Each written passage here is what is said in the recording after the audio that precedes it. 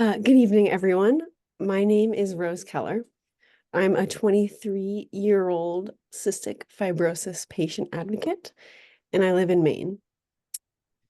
CF is a progressive genetic condition that affects my pulmonary and digestive systems. And up until very recently, a person living with CF was lucky if they lived to see adulthood. Now, thanks in large part to the willingness of pediatric and young adult CF patients to participate in clinical trials, the life expectancy for someone with CF born today is well into their 60s.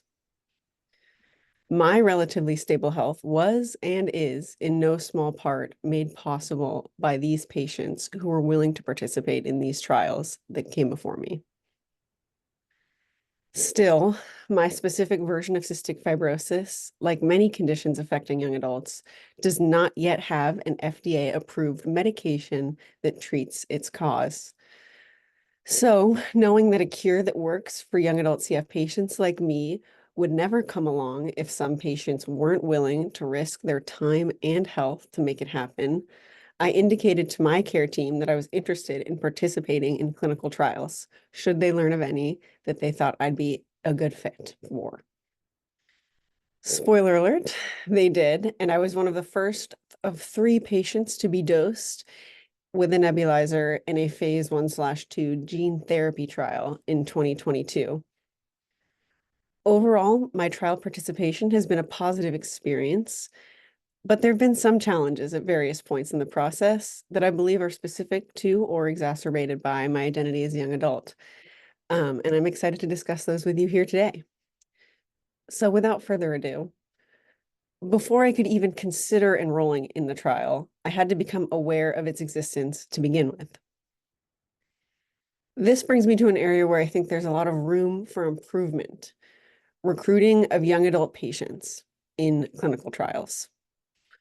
I became aware of this study through my clinical care team, as they have a close working relationship with the research team in my hospital system.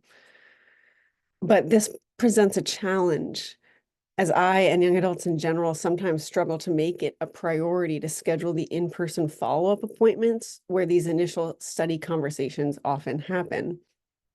The CF community in particular, I think, has done a good job in addressing this issue with patient-led programs, such as Emily's Entourage's Clinical Trial Connect, which is a word salad, but as its name suggests, they connect potentially eligible patients with studies through email. Once I knew about the gene therapy trial, I had to decide if it was the right fit for me. There were a lot of specifics about the trial protocol that I had to just consider that I won't get into here. But for those interested, I've included the publicly available graphic on the right that shows how the company's adeno-associated virus is intended to work on the lungs. Hopefully. First and foremost, though, my concern was about ensuring that I would continue to have access to the high-quality clinical care I need to manage my condition and to mitigate the long-term progression of the disease. My team promised me that my care would not suffer for joining the trial, and they were largely correct. Though there were challenges that cropped up during my participation that I'm looking forward to getting into. But it turned out that considering to enroll in the trial was, in and of itself, not an entirely uninvasive process. Going in, I didn't realize that there would be such a focus on my reproductive health. I enrolled at 20 years old, and for context, I'm 23 now, and I was still under the care of my pediatric pulmonologist at the time, and I had never so much as stepped foot in a gynecologist's office before. So to have my first conversation with a provider about my 2 preferred forms of birth control, it was very important for the study that I not get pregnant. With this particular PI for the study, who was a 65-year-old, well-established male pulmonologist on the precipice of retirement, was not really on my bingo card about young adulthood, but it was an experience nonetheless that I am glad I had. If for no other reason, then I have this vivid memory of steeling myself to ask him a question about what exactly constituted saliva exchange an activity from which I was prohibited during my course of the study. I think this was particular to the fact that it was a gene therapy trial, and that obviously comes with additional considerations. But I think that highlights an important point about the patient-provider relationship, and how those can make such a difference in the patient experience of a trial. Though it was nerve-wracking to have those conversations with someone I had just met, there was also a wonderful nurse practitioner who worked on both the clinical and research teams at my hospital at the time. And I had a very close, and still do have a very close working relationship with her. She was a person I could confide in without feeling as many nerves. Still, after enrollment, most of the challenges were yet to come. Once the study visits began, the rubber really hit the road. These pictures are from the day of my dosing. I'm sucking down a corrected copy of my specific CF-causing mutations in the photo on the right. There were more than a few factors that alleviated the burden on me as a young adult patient. Specifically, the biotech company offered meaningful patient compensation in addition to paying for my meals, travel, and parking associated with getting to the trial appointments. This was particularly important for me as I live in Maine, but the trial site in Boston, Massachusetts was over 3 hours away, so it was somewhat of a schlep. Other meaningful benefits exist that drug companies could offer, namely access to data. For example, the trial protocol asked for a bronchoscopy from me. It would have been so awesome, and I can't stress this enough, if I could have used the data from that bronchoscopy for my clinical care. I don't produce sputum very easily, for those familiar with cystic fibrosis treatment. And so that means that I periodically have to go under general anesthesia for these bronchoscopies, but that's a pretty invasive process, and I don't like to do them very often. But because of intellectual property concerns and wanting to keep the study scientifically rigorous, I didn't quite have access to that. And so I'll never know exactly what bugs I could culture at that point in time. And so that could be an added additional benefit for patients. I also have a full-time job, which makes scheduling these appointments difficult. In the beginning, it was very easy to coordinate clinic visits and trial visits such that they were on the same day or even half day. But as I mentioned earlier, I enrolled in the trial still in pediatric care. While I was in the study, I transitioned to adult pulmonary care. And in the middle of that transition, my lungs grew out a particularly nasty, strong kind of bacteria that I'm still in the process of permanently evicting from my lungs. But I digress. As my disease progressed since I enrolled, the management of it has become more complex. And the logistical burden of having to schedule pulmonary, infectious disease, and study visits all in the same day has become significant. I'm hopeful that in the future there will be progress in solving these small but meaningful impediments on trial participants' scarce amount of free time.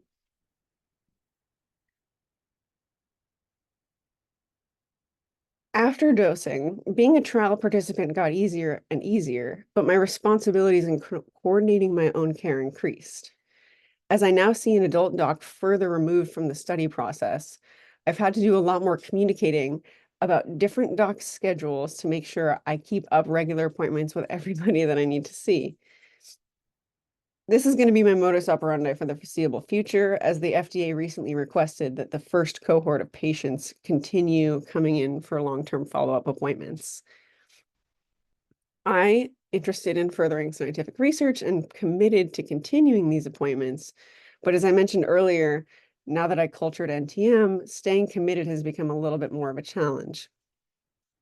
That being said, another huge upside of being a trial participant was the ease with which I got access to care during the study protocol.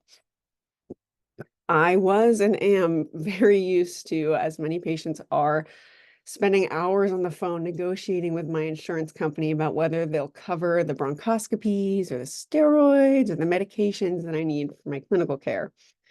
But in the trial, it was like the curtain had been pulled back, and all of a sudden I just waltzed into these rooms and not a question was asked about how any of this was going to be paid for. I just got the meds, I got the bronchoscopy. There was no issue whatsoever. I think this is particularly notable given that young adults are one of the most financially unstable demographics. And I think there's a very real possibility that trials may be appealing for the reason of easy access to medications that patients otherwise might not get. I've been thinking a lot about this as I'm somewhat in denial about turning 26 in 2 years and thinking about what I'll do when I get booted off my parents' health insurance. Figuring out that question is particularly important, as evidenced by the graphics on this slide. The trial that I'm in, but also countless others that young adults are enrolled in, are contributing to the slow but meaningful advance of scientific medicine. In my study's case, all three of us first three participants were positive for corrected DNA and RNA in the lung biopsies they took, as in 100% of the biopsies resulted in having positive DNA and RNA samples. Similarly, bronchoscopy sample results demonstrated widespread and consistent expression of the CFTR regulator transgene protein in 92 to 99% of lung airway cells, at levels significantly above normal lung control tissues. In regular person speak, this is really promising. It's really, really, really good news, potentially. But possible medical advancements like these are only promising insofar as they will work for everyone, young adults included. This requires putting additional thought into the clinical trial process, as our pathology is different, our needs are a little different, and our circumstances are a little different. I'm hopeful that the research world will work towards greater recognition of these realities, greater emphasis on patient compensation, increased institutional logistical support, and disaggregating data so that patients and providers can know to be on the lookout for disparate outcomes that might affect young adults compared to their older counterparts. These would be the greatest first steps in my mind. But I'm mostly looking forward to hearing what you all think during the discussion.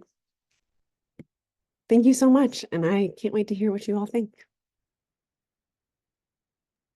Great. Thank you so much, Rose, for that. And I'm very excited to hear your all's reactions during the discussion portion. And I'm going to hand it over to Dr. Bazzano for her presentation.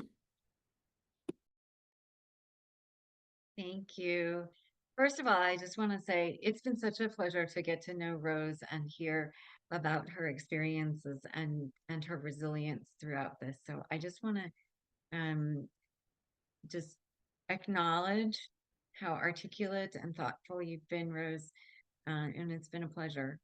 I am not a patient myself currently, but I certainly have to say that as a parent of a young adult in very similar circumstances, I do get some of the family lived experience. And I'd also share that my journey to where I've been in health policy and across the clinical spectrum has been varied. I started off in bioethics before I went into medicine and pediatrics, specializing in emergency medicine and developmental pediatrics, Bud fellows, and then working in research ethics in a number of positions in advocacy and nonprofits. And then most recently, I just was the director of the FDA pediatric ethics program up until about a couple weeks ago. So I do still continue clinically, and I'm chairing pediatrics and pediatric emergency services at MedStar, which is the Georgetown affiliate in DC. I think right now I feel most like a parent because I just got off the phone with my son. So most of my work does sit in this kind of seam between pediatrics and adult care, which is where, not coincidentally, most adults, young adults with chronic and rare conditions, kind of disappear from the evidence and our understanding. And you just heard Rose's perspective, and I want to spend about the next 10 minutes on the systems that are in place and the evidence that we have for those stories. So I'm going to share my screen as well. I have to get the right one up. There we go. And then let me make sure that it is going to be the right view. If I can get that. Oh, there we go. Are you seeing the? Yes. Okay, great.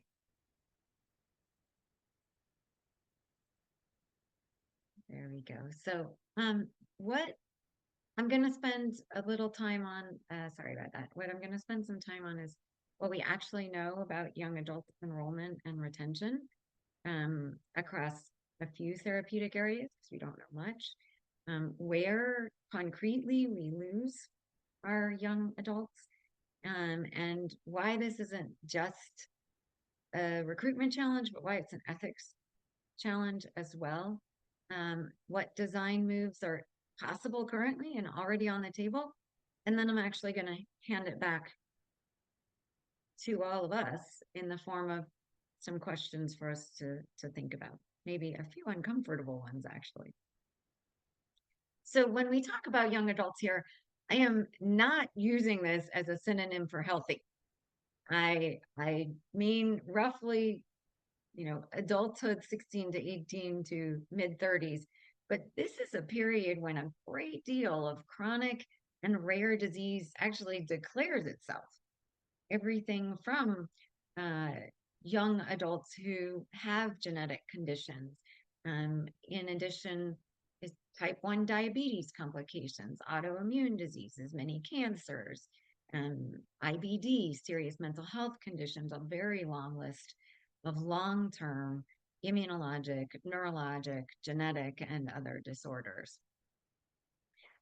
In fact, survey data show that more than half of 18 to 34-year-olds report at least one chronic condition.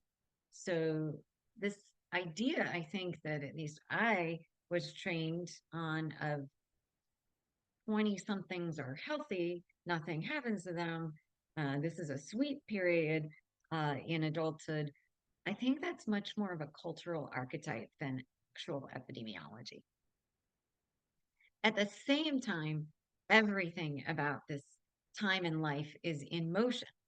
This transition from school to either post-secondary school or work, housing, insurance, relationships, even your basic identities, are aging out of pediatrics, just like Rose described, and your parents aren't the primary consenters.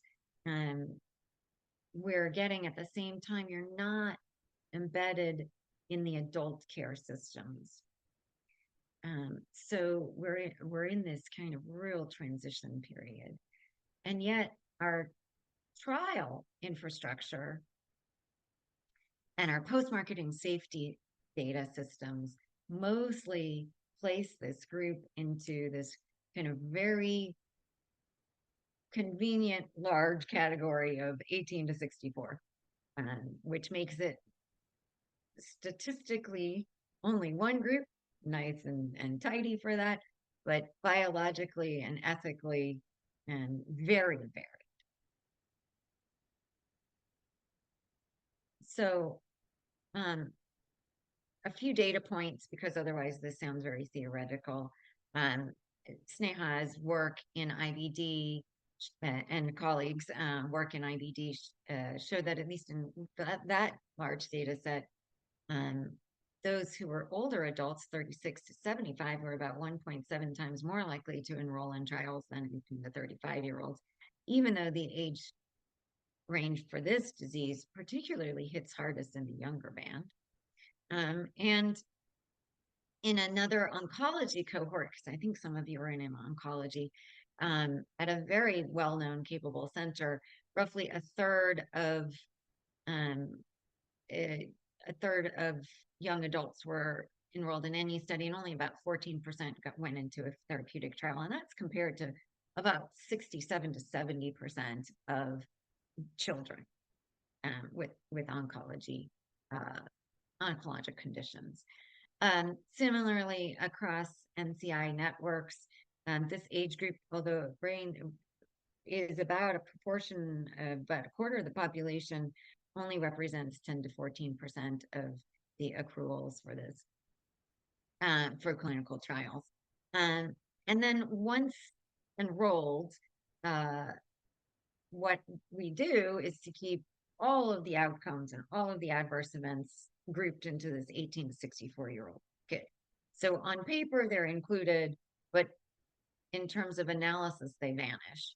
So the problem isn't just whether young adults are technically in these studies or technically eligible. If we don't build the trial designs that explicitly include that, target young adults, and then track them and continue to retain them in the trials, we're going to keep missing this middle and keep reproducing this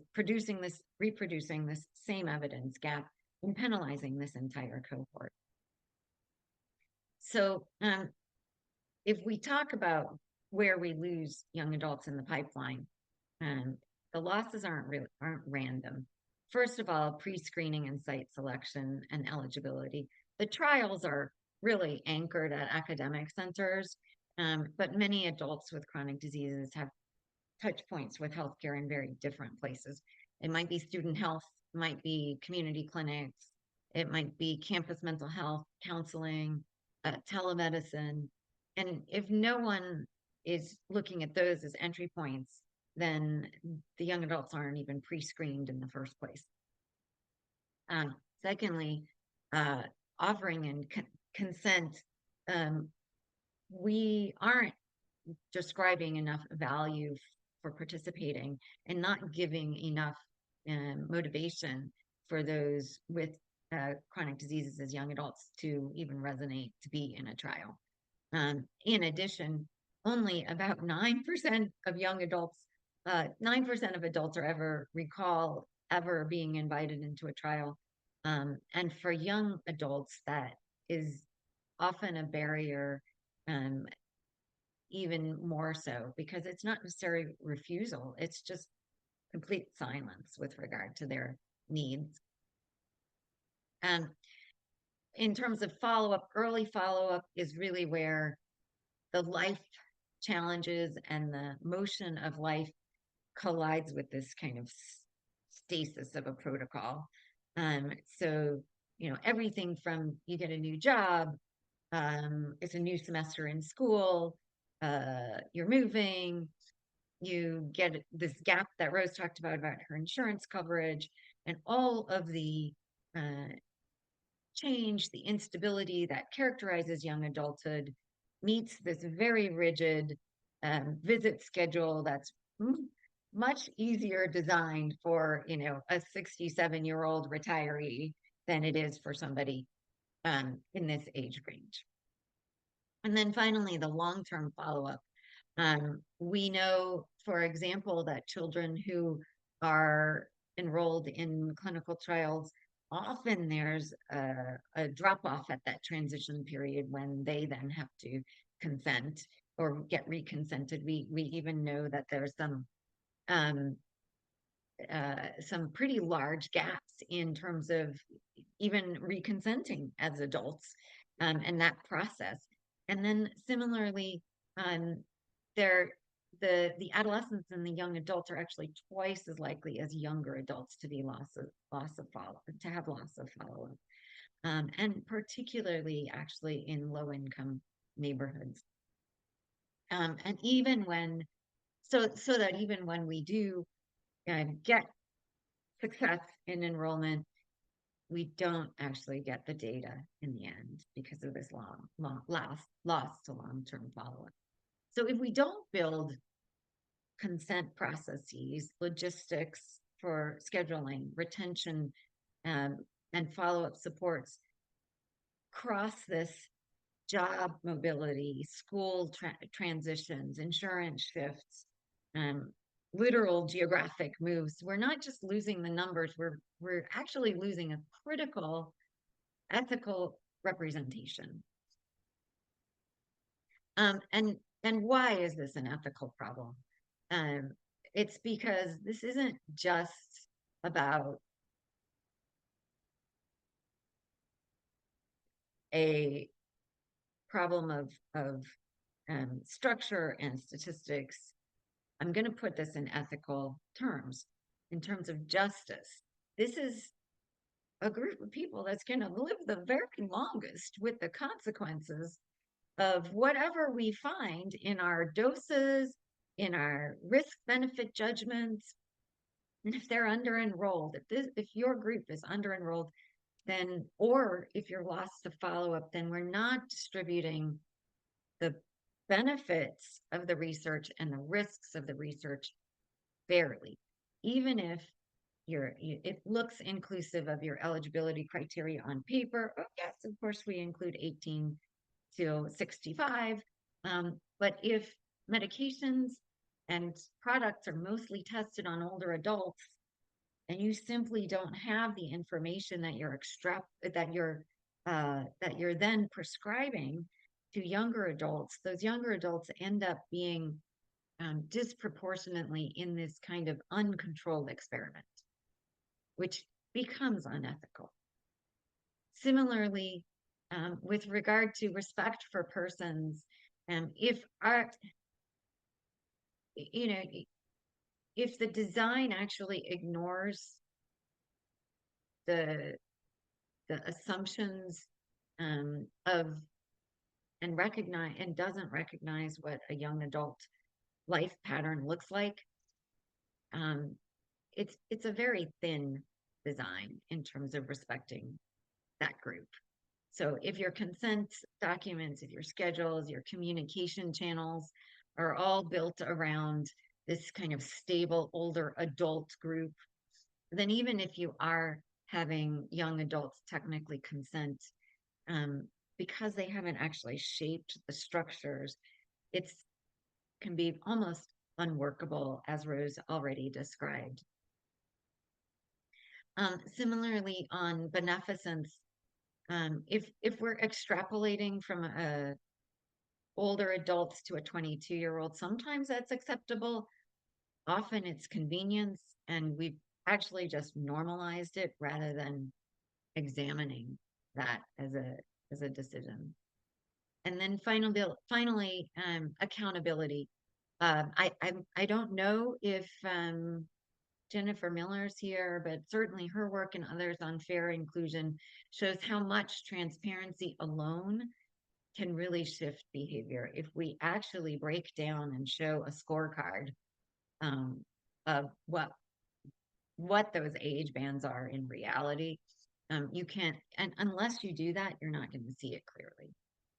So what can we do now? None of this requires any brand new science. It technically doesn't necessarily require a lot of new regulation. It does require using tools we have and designing differently with this target in mind. So first of all, naming young adult age bands as a design target and requiring age stratified analysis that is straightforward to encode in our guidance. It's not there yet, though. Secondly, designing around young adult life rather than around clinic convenience. It's worth considering evening, weekend options, transport and data stipends, simply using digital tools that we already have that young adults are very comfortable with, and these structured transition plans between child and adult sites. Also things like remote options when possible.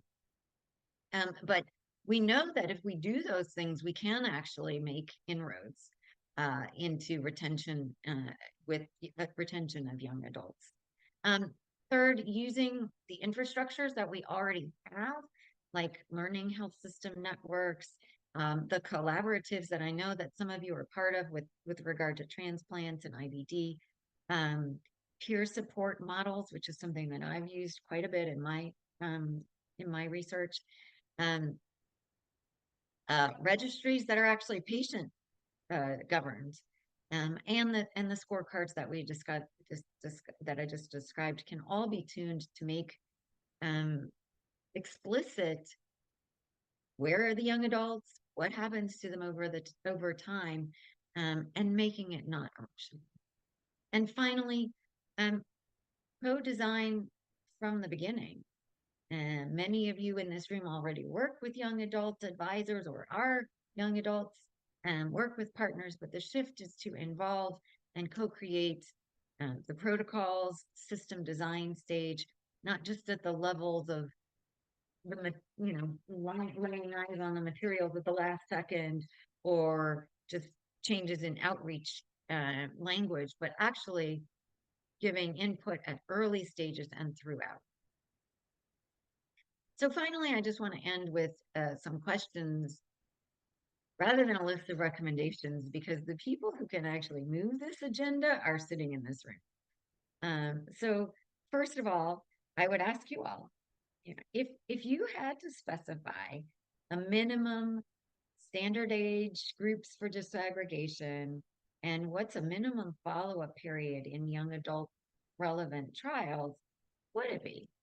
We don't have to solve every edge case here, but if we had some agreement on that, just at least agreement on a single 18 to 64 adult band is no longer acceptable, and that's pretty powerful for all the people in this room to agree to that. Secondly, if we designed and genuinely designed trials with young adults in mind from day zero, what's the very first element that you would change? Would it be the protocol templates? Would it be the consent process? Would you change up compensation? Would it be where the site versus remote and the structure of that be, or would it be something else? Third, when a young adult is transitioning between pediatric and adult care or is lost to follow up, who should be accountable for that? At present, currently, it's everybody, but it's nobody, because when it is everybody, it ends up being nobody. So it's kind of operationally useless to say that. How do we make that explicit? And then finally, given the levers you all each hold, whether it's advocacy, research, direct research, regulation, funding, data, what is the best, quickest, credible win? What is the one change that if we looked back 2 or 3 years from now, what would we be kind of embarrassed that we didn't make now? And so I would say, what is that for us? What is that quick, essential win? I'll stop there and see where this lands with everybody. And I really appreciate the opportunity to both be here and share thoughts, but also to get to work with the Generation Patient and hopefully with all of you at some point as well.